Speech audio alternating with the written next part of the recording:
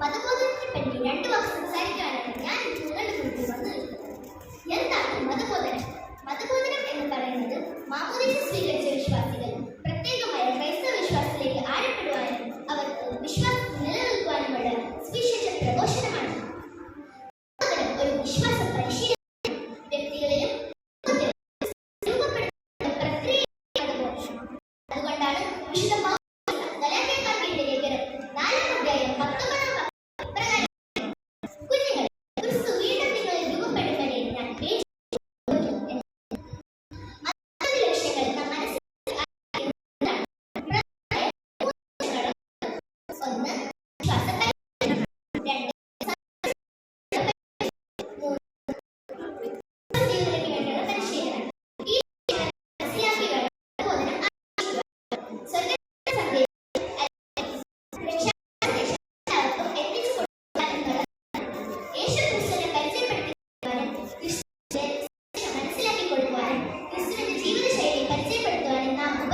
ഒന്ന് ശുശ്രൂഷയാണ് വിശ്വാസ പരിശീലനം അല്ലെങ്കിൽ